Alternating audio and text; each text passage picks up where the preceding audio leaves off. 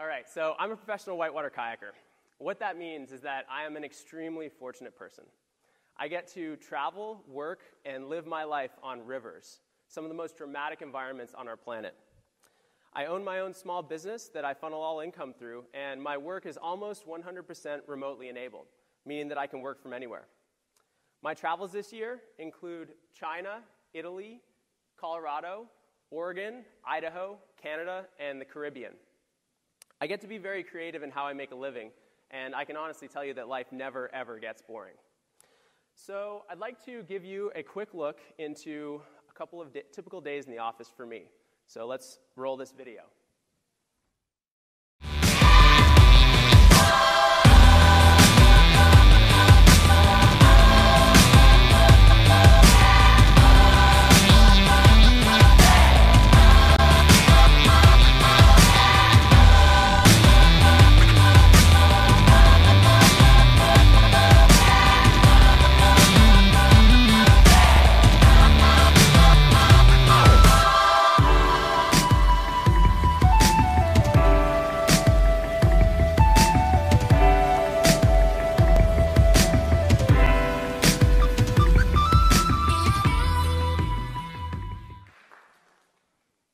Cool.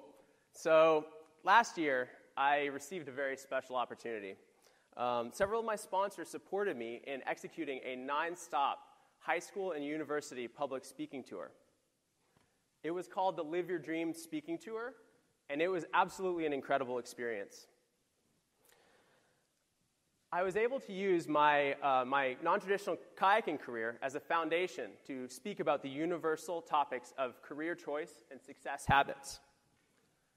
During this time of traveling and speaking, there was one thing that really caught me off guard. I thought the students would be most engaged and interested in my successes.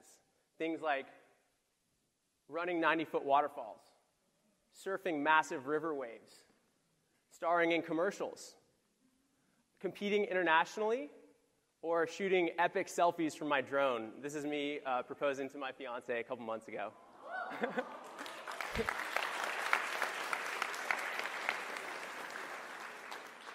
So these students thought that all of those things were very interesting, but what they were most fascinated by, what made them sit up in their seats and hang on every word, were stories about adversity and challenge and struggle. They were fascinated by the times when I disappointed myself and those around me. That is what they actually wanted to hear about. So what I would like to focus on today is the F word. Failure. I've thought a lot about these students' reactions since then, and it makes perfect sense to me now. Imperfection, setback, and failure connect us all as humans. We all embody these traits at one point or another, yet we have this cultural misconception that success is the result of luck or a single big idea. We love to glorify successes, but often brush over the struggles that were necessary to get there. In general terms, we are afraid of failure. A failed project is negative to a corporate career, and the dreaded F on the report card is any parent's worst nightmare. We would rather not try something than try and fail. So today, I would like to propose two things to you. Number one, failure is feedback. It is a very powerful tool to learn from. And number two, success depends on how we react to our failures. Before I go on, I have a story to tell you on this subject. This is the Green River Narrows race. This is my favorite event in the sport of kayaking. It is both my local race in Asheville, North Carolina, and one of the top 5 most elite events in the sport. There's about 150 competitors and over 1,000 spectators that come out to experience this every year, and it's definitely a dangerous and powerful Class 5 course.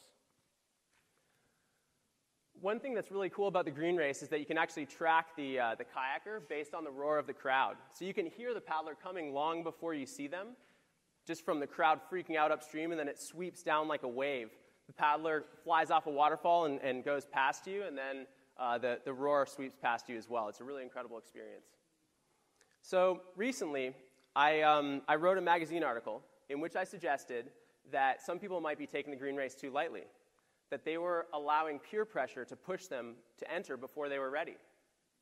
I felt strongly that these words needed to be said because bad decisions made by people paddling above their ability levels puts everyone in danger. I knew that it was a sensitive and serious subject and did everything that I could to make it as factual and solid as possible. When the article finally came out, I was dismayed to see that the title was sensationalist.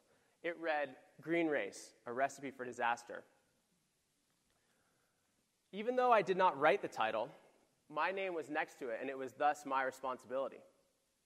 I received a lot of positive feedback about the core messages of the article, but the tone soon turned negative when public officials saw the article and called a series of meetings to determine if it was a good idea to have this event on public lands. So just like that, my well-intentioned article was threatening to shut down my favorite race in the sport, an event that feels like it's part of my DNA. So it's difficult for me to convey how that realization felt, but when I understood that those were the stakes, a wave of dread and cold sweat came over me. I started experiencing public and private attacks from people who were very close to me, and the world seemed to be crashing down. But that's the nature of life. You know, once something takes motion, you can't really do anything but react. A number of other things occurred in there, but I finally decided to take responsibility for my actions, categorically answer everything that I could about the situation, and apologize to anyone who I might have negatively affected. In the end, everything blew over, and the green race wasn't canceled, but I came out of the experience very, very traumatized. I didn't think that any good could possibly come of it. It's always easier to say this than believe it, but it's true. How we deal with failure determines the level of our success. I'd like to illustrate this point further with a couple people who you may recognize.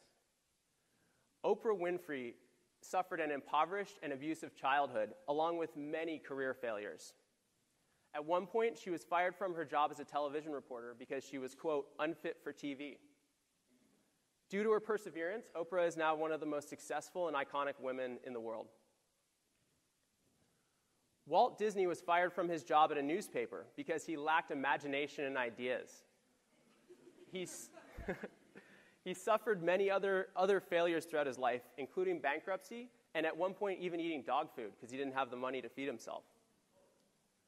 Once his ideas got traction and once he hit his stride, Disney's ideas changed the lives of children worldwide.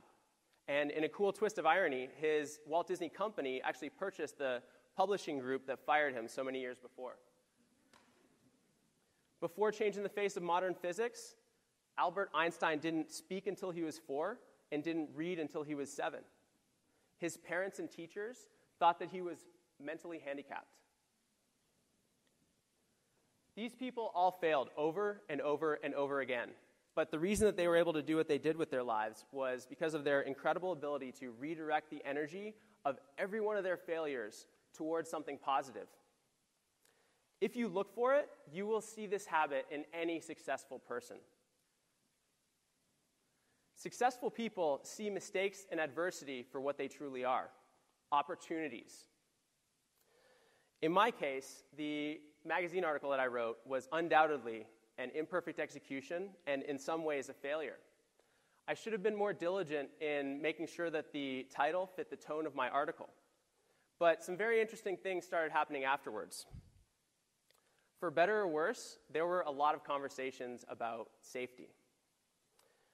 About 15% fewer people competed in the following race, and the carnage dropped dramatically from the year before. I was also surprised to see that almost all of my professional relationships were strengthened through this event.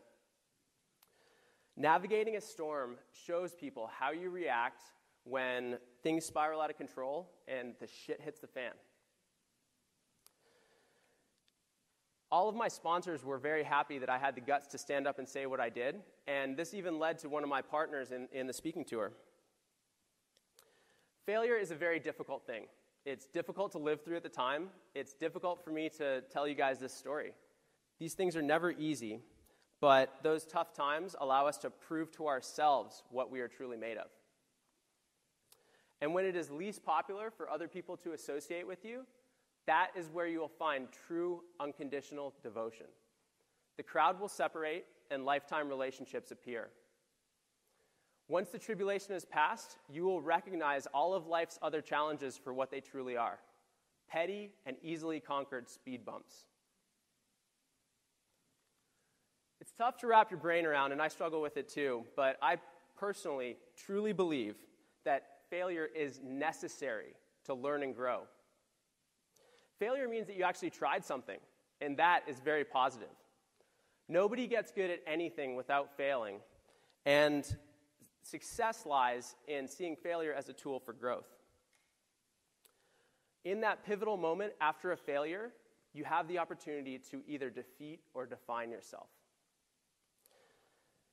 So the theme of our gathering today is surprise. Once the dust settled from my Green Race article and speaking tour, I was presented with the biggest surprise of my career. Where we truly separate ourselves from the pack is during the toughest of times, with our back against the wall and no good opportunities for escape. During those times of adversity and personal failure, that is the moment of greatest opportunity. Thanks so much for having me today.